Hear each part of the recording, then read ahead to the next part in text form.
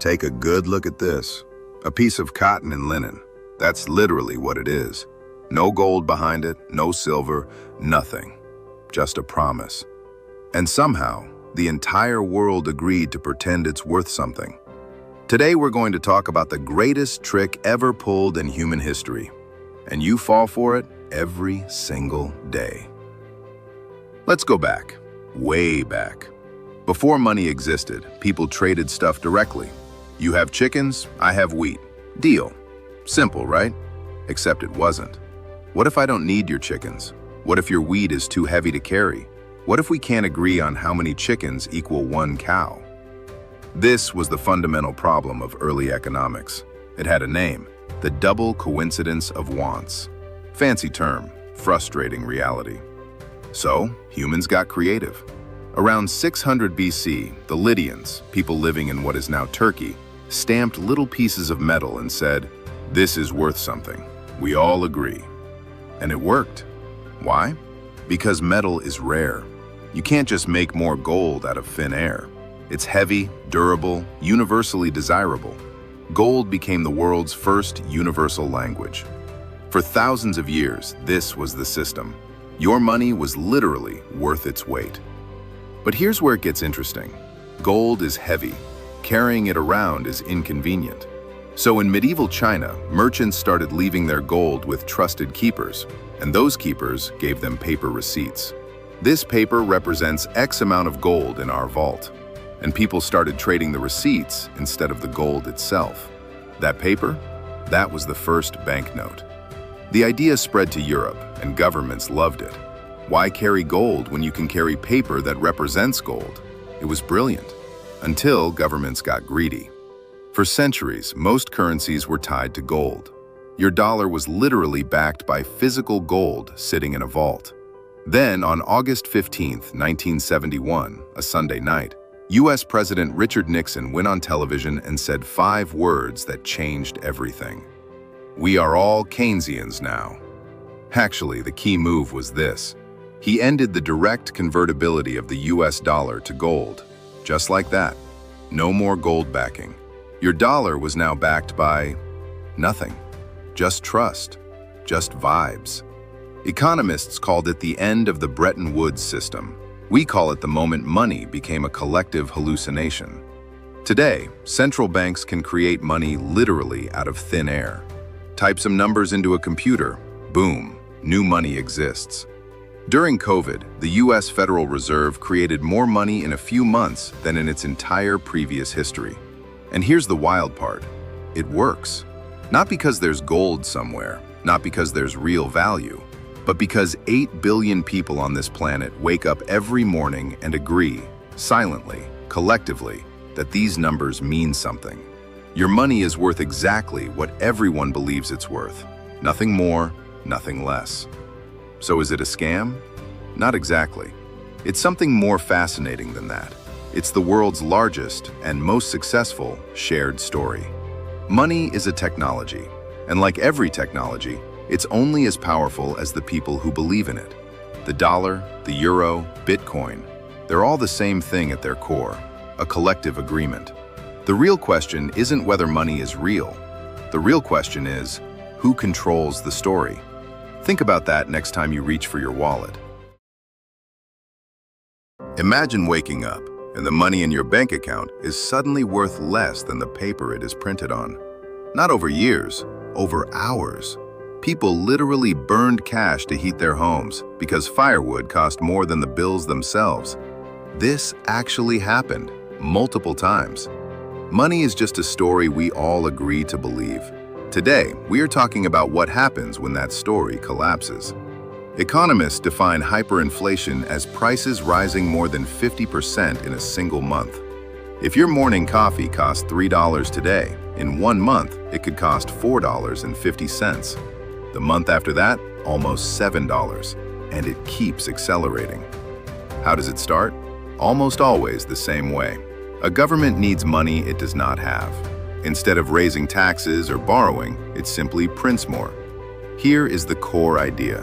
Money has value because we collectively trust it. Print too much, too fast, and that trust starts to crack. Let us go to Germany, 1923. After losing World War I, Germany owed massive war reparations, payments it could not afford. So the government printed more marks. At first, nothing dramatic happened. Then everything happened at once.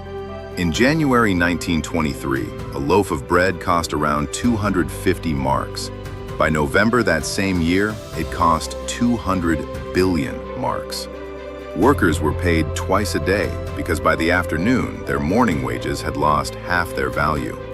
People used wheelbarrows, not to carry groceries, but to carry the cash needed to pay for groceries. Some families burned banknotes for heat because burning the money was cheaper than buying firewood with it. Fast forward to the 2000s, Zimbabwe. The government printed money to cover massive spending, and the results were almost unbelievable. At its peak, Zimbabwe printed a $100 trillion banknote. 100 trillion. And it was barely enough to buy a loaf of bread. Prices were doubling every 24 hours. People stopped using banks completely. By the time you withdrew your money, it had already lost half its value. Eventually, Zimbabwe abandoned its own currency entirely and started using US dollars instead. A country giving up on its own money. That is how badly trust can collapse. This is not just ancient history. In Venezuela, inflation got so extreme that store owners stopped counting cash. They started weighing it, literally putting stacks of bills on a scale because counting individual bills took too long and lost value while you counted. Millions of people left the country, not because of war, because their savings, their salaries, their entire financial lives became meaningless almost overnight. Here is what is fascinating. These events happened in completely different countries, decades apart on different continents, but the pattern is always the same. A government spends more than it has. It prints money to cover the gap. People notice prices rising and rush to spend money before it loses more value, which makes prices rise even faster. The cycle accelerates until the currency is essentially worthless paper. Here is the golden rule. Money only works because we collectively believe in it. Hyperinflation is what happens when that belief breaks all at once. So why does this matter to you, sitting wherever you are right now? Because every modern currency, the dollar, the euro, the pound, is built on the exact same foundation: trust. Most of the time, that trust holds, but history shows us it does not always hold. Understanding how money actually works is not just history. It is the first step to understanding why people search for alternatives: gold, foreign currencies, and yes, even things like Bitcoin. The story of money is still being written, and understanding it is the first step to understanding the world around you. In November 1910, a group of the most powerful men in American banking boarded a private train car. They traveled under fake first names. They told reporters they were going duck hunting. Their actual destination was a private island off the coast of Georgia. What they planned there, in complete secrecy, would eventually control the value of every dollar in your pocket. This is the story of how the most powerful financial institution in the world was born, in secret. To understand why this secret meeting happened, we need to go back to 1907. A rumor spread that a major New York bank was running out of money. Within days, panic spread across the entire country. People rushed to withdraw their savings, and banks simply ran out of cash. There was no system to stop it. Eventually, one man personally stepped in to save the banking system, the financier J.P. Morgan. He gathered other bankers in his private library and forced them to pool their own money to stop the collapse. It worked. But it left everyone with one terrifying question. What happens next time if Morgan is not there to save us? So, in 1910, Senator Nelson Aldrich quietly invited a small group of the most powerful bankers in America to solve this problem, permanently. The group included representatives from J.P. Morgan, the Rockefeller family, and the biggest banks in the country. To avoid attention, they met at a private train station at night. They used only first names.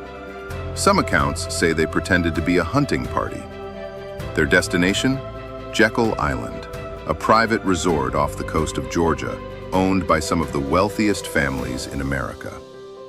For 10 days, in complete secrecy, this small group designed a plan for an entirely new kind of institution, one that could create money, control interest rates, and act as a safety net for the entire banking system.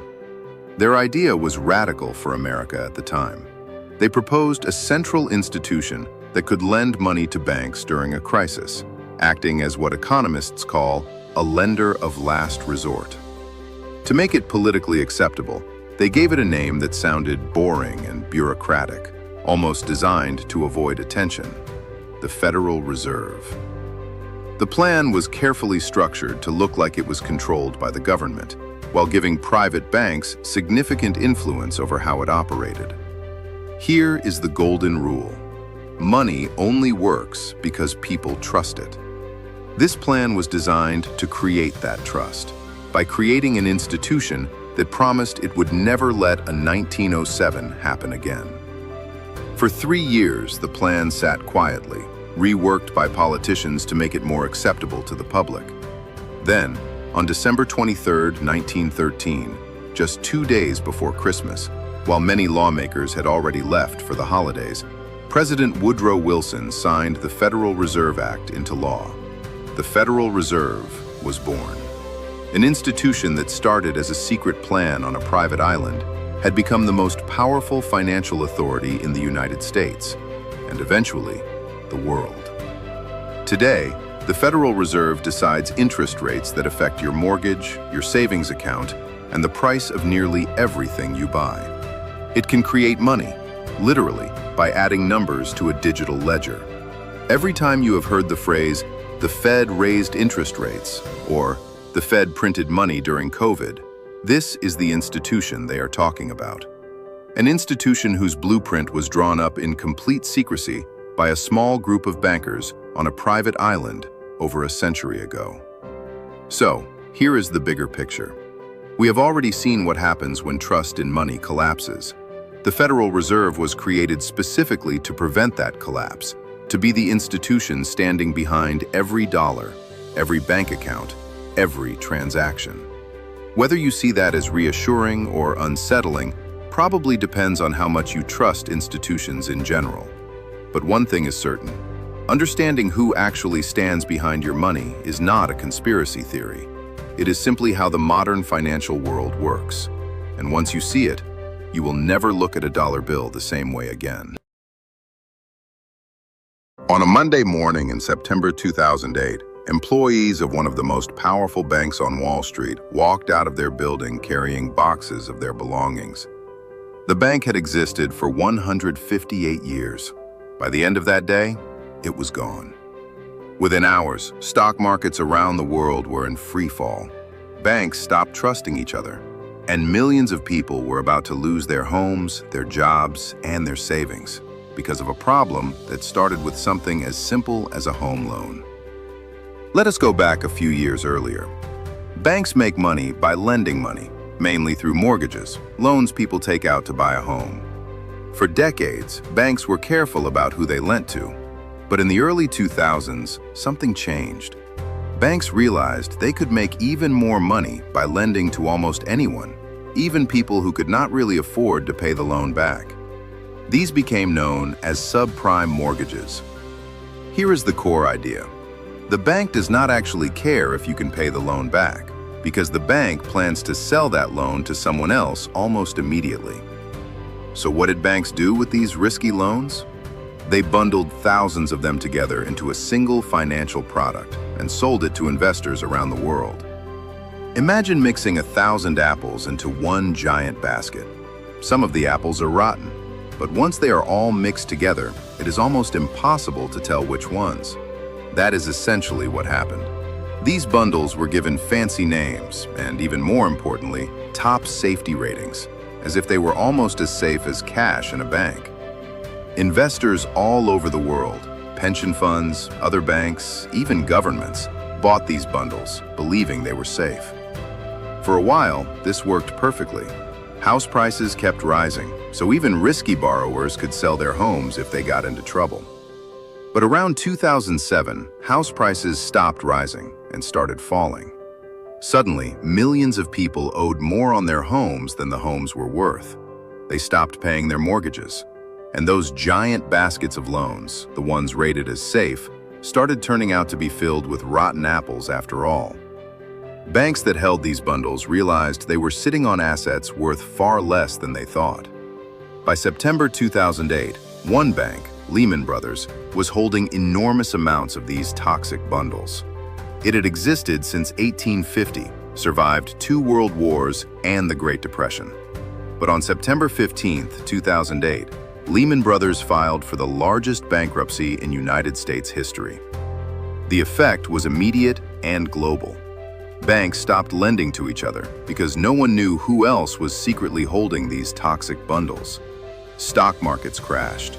Companies could not get loans to pay their employees. The entire global financial system was on the edge of collapse. This is where the Federal Reserve comes back into the picture. The Federal Reserve and the US government stepped in with an enormous response. They pumped trillions of dollars into the banking system, essentially creating new money to prevent a total collapse. Some of the largest banks in the world received government bailouts, money to keep them from going bankrupt.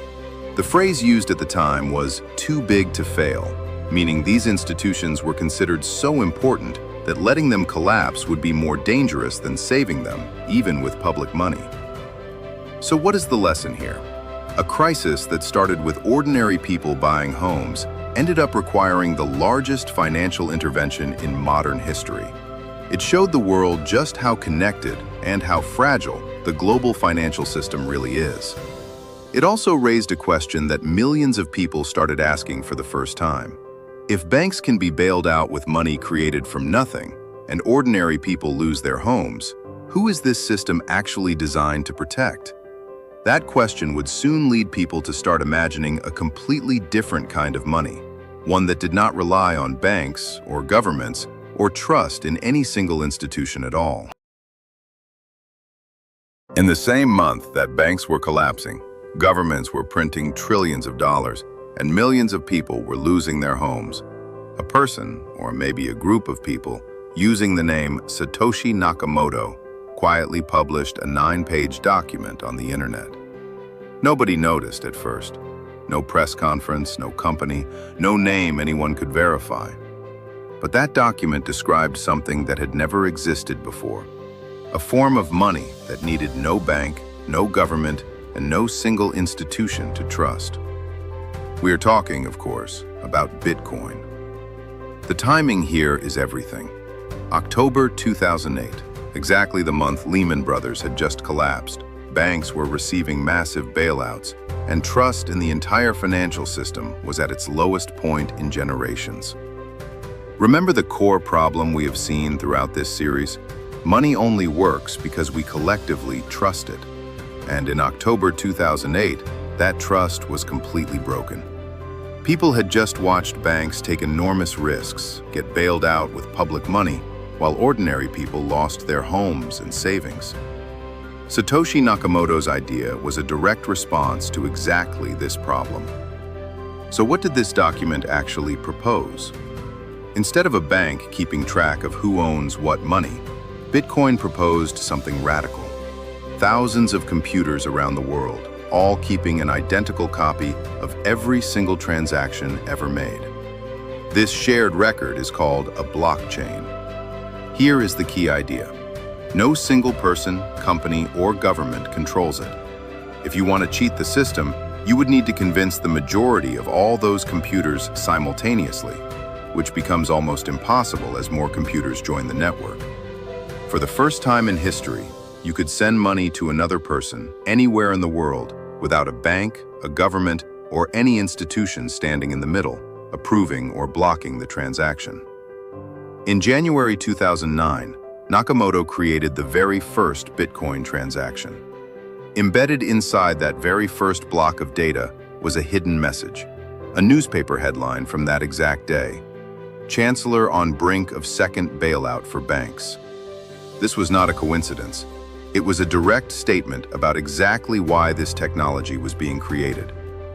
For the next few years, Bitcoin was used by a small community of programmers and cryptography enthusiasts.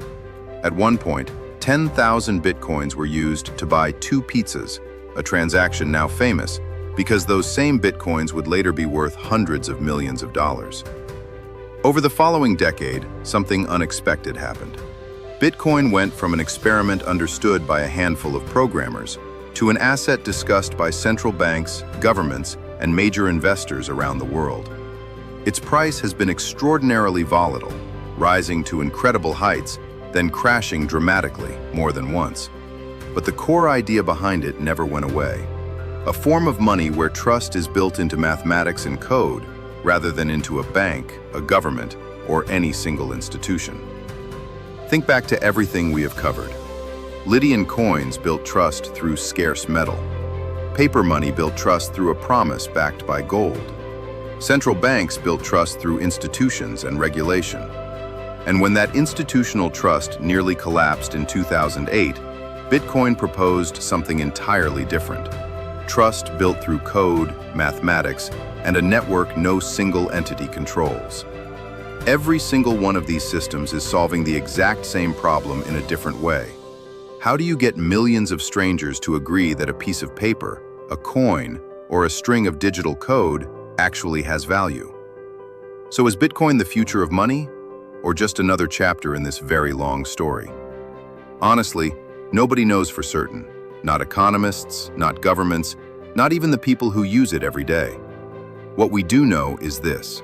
Humans have been redesigning the idea of money for thousands of years, from coins to paper to digital ledgers to code. And every single version was built on the same foundation we have talked about since our very first video. A story we all agree, together, to believe. Whatever comes next, that fundamental truth is unlikely to change.